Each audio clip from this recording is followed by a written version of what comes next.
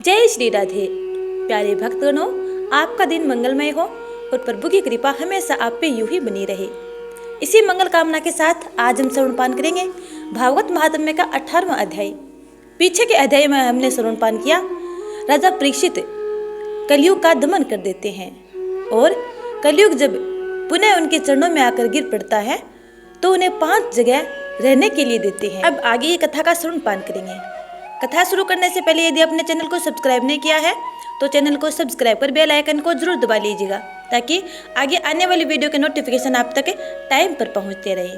आइए कथा श्रवणपान करते हैं। सूत जी कहते हैं, भगवान श्री कृष्ण की कृपा से राजा परीक्षित अपनी माता की कोख में अश्वत्थामा के ब्रह्मास्त्र चल जाने पर भी नहीं मरे। जिस समय ब्राह्मण के शाप से उन्हें डसने के लिए तक्षक आया उस समय वे प्राण नाश के महान भय से भी भयभीत नहीं हुए, क्योंकि उन्होंने अपना चित्त भगवान श्री कृष्ण के चरणों में समर्पित कर रखा था। उन्होंने सबकी आसक्ति छोड़ दी, गंगा तट पर जाकर श्री सुखदेव मुनि के उपदेश को ग्रहण किया और इस प्रकार भगवान के रूप को जानकर अपने शरीर को त्याग दिया।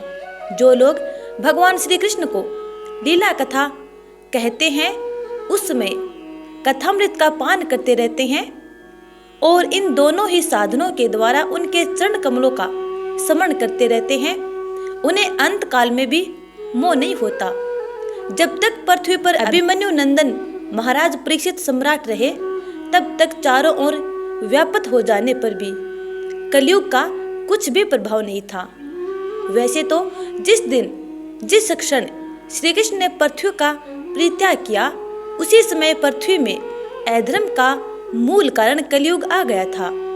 भ्रमर के समान सारग्राही सम्राट परीक्षित कलयुग कोई द्वेष नहीं रखते थे, क्योंकि इसमें यह एक बड़ा गुण भी था कि पुण्य कर्म तो संकल्प मात्र से ही फलीभूत हो जाते हैं, परंतु पाप कर्म का फल शरीर से करने पर ही मिलता है, संकल्प मात्र से नहीं। यह भेड़ियों के समान बालकों के प्रति सूरवीर और धीर वीर पुरुषों के लिए बड़ा भी है। यह प्रमादी मनुष्यों को अपने वश में करने के लिए सदा सावधान रहता है। शौनकादि आपका युक्त राजा परीक्षित का पवित्र चरित्र सुनाया। आप लोगों ने यही पूछा था।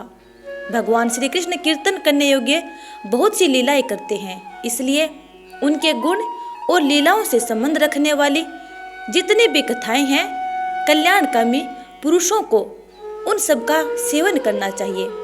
ऋषियों ने कहा, सौम्य स्वभाव सूत जी आप युग युग जिए, क्योंकि मृत्यु प्रभाव पड़े हुए हम लोगों को आप भगवान श्री कृष्ण की अमृतमय उज्जवल कीर्ति का श्रवण कराते हैं। यस करते करते हम लोगों का शरीर भूमिल हो गया है, फिर भी इस कर्म का कोई विश्वास नहीं है। इधर आप तो वर्तमान में ही भगवान श्री कृष्ण चंद्र के चरण कमलों का मादक और मधुर मधु पिलाकर हमें तृप्त कर रहे हैं। भगवत प्रेमी भक्तों के लव मात्र के सत्संग से स्वर्ग एवं मोक्ष की भी तुलना नहीं की जा सकती। फिर मनुष्य के तुच्छ भोगों की तो बात ही क्या है। ऐसा कौन रस मर्मज्ञ होगा जो महापुरुषों के एकमात्र जीवन सर्वस्व श्री कृष्ण की लीला कथाओं से तृप्त हो जाए। समस्त प्राकृत गुणों से अतीत भगवान के अचिंत्य अनंत कल्याण में गुण गणों का पार तो ब्रह्मा शंकर आदि बड़े बड़े योगेश्वर भी नहीं पा सके।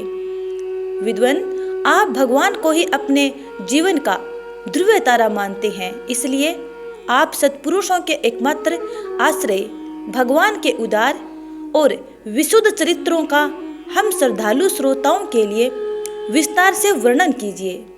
भगवान के परम प्रेमी महाबुद्धि परीक्षित ने श्री सुखदेव जी के उपदेश किए हुए जिस ज्ञान से मोक्ष स्वरूप भगवान के चरण कमलों को प्राप्त किया, आप कृपा करके उसी ज्ञान और परीक्षित के परम पवित्र उपाख्यान का वर्णन कीजिए, क्योंकि उसमें कोई बात छिपाकर नहीं कही गई होगी और भगवत प्रेमी की अद्भुत योग निष्ठा का निरूपण किया गया होगा।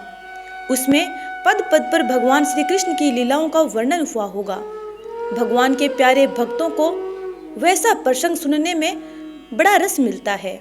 सूत जी कहते हैं, अहो विलोम जाति में उत्पन्न होने पर भी महात्माओं की सेवा करने के कारण आज हमारा जन्म सफल हो गया, क्योंकि महापुरुषों के साथ बातचीत करने मात्र से ही नीच कुल में उत्पन्न होने की मनोव्यथा शीघ्र ही मिट जाती है। फिर उन लोगों की तो बात ही क्या है जो सत्पुरुषों के एकमात्र आश्रय भगवान का नाम लेते हैं। भगवान की शक्ति अनंत है, वे स्वयं अनंत है।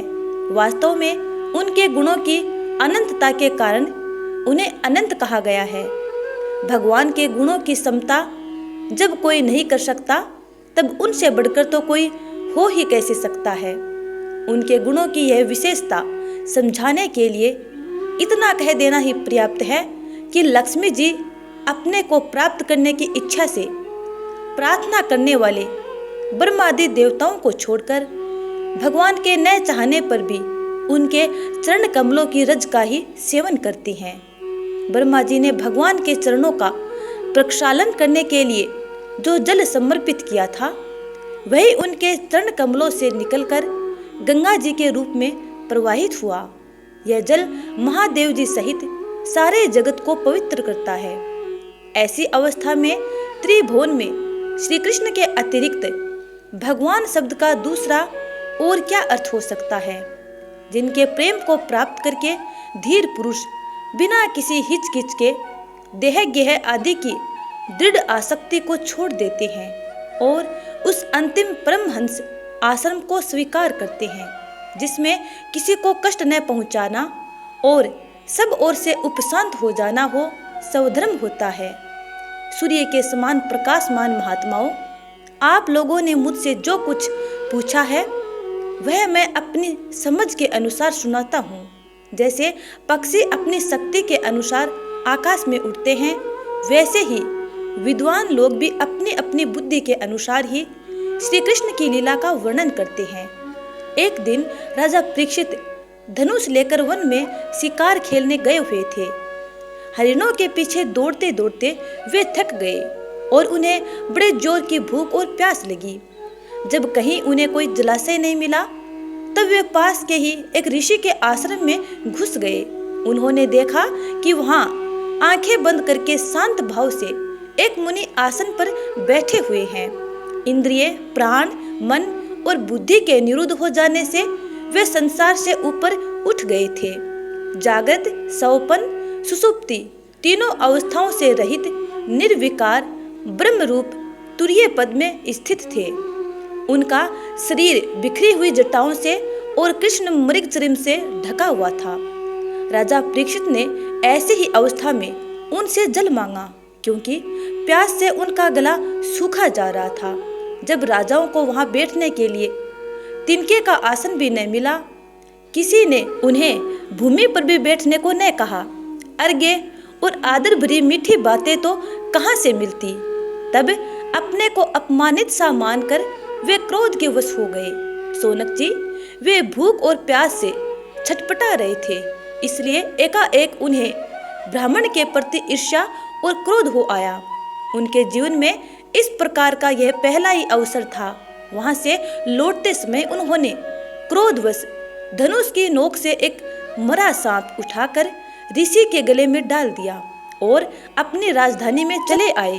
उनके मन में यह बात आई कि इन्होंने जो अपने नेत्र बंद कर रखे हैं, सो क्या वास्तव में इन्होंने अपनी सारी इंद्रिय वृत्तियों का निरोध कर लिया है, अथवा इन राजाओं से हमारा क्या प्रयोजन। यूं सोचकर इन्होंने झूठ मूठ समाधि का ढोंग रचा है। उन समीक मुनि का पुत्र बड़ा तेजस्वी था। वह दूसरे ऋषि कुमारों के साथ पास ही खेल रहा था। जब उस बालक ने सुना कि राजा ने मेरे पिता के साथ दुर्व्यवहार किया है, तब वह इस प्रकार कहने लगा, ये नरपति कहलाने वाले लोग उच्चभीष्ट भोजी कौओं के समान संड मुसंड होकर कितना अन्याय करने लगे हैं। ब्राह्मणों के दास होकर भी ये दरवाजे पर पहरा देने वाले कुत्ते के समान अपने स्वामी का ही तिरस्कार करते हैं।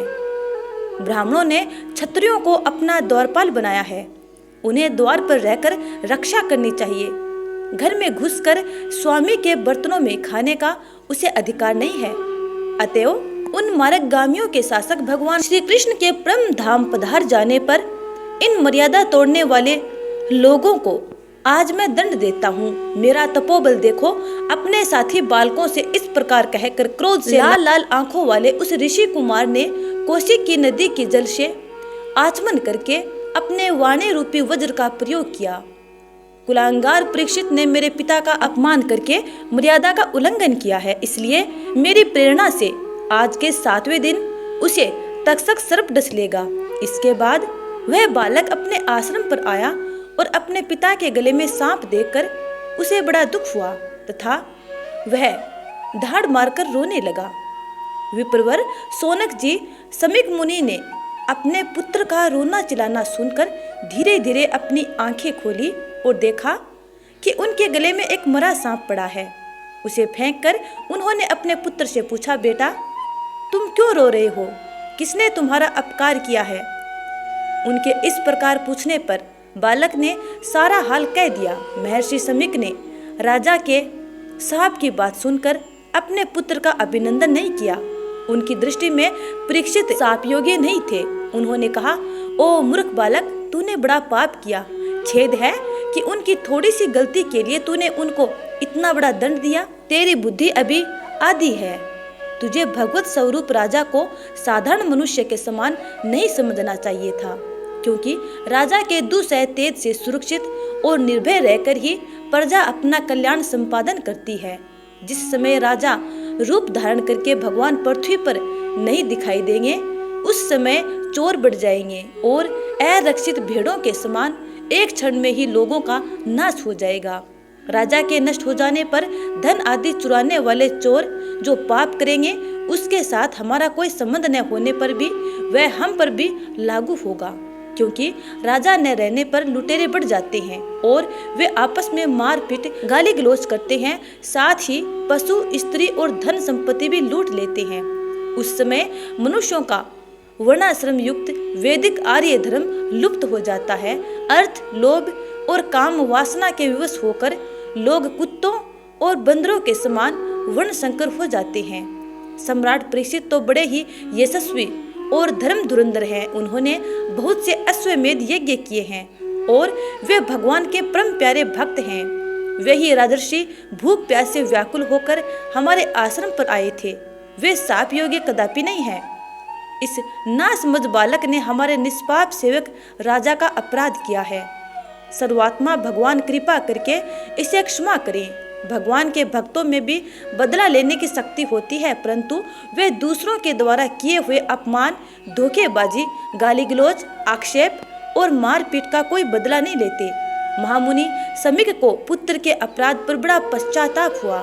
राजा परीक्षित ने जो उनका अपमान किया था, उस पर तो उन्होंने ध्यान ही नहीं दिया।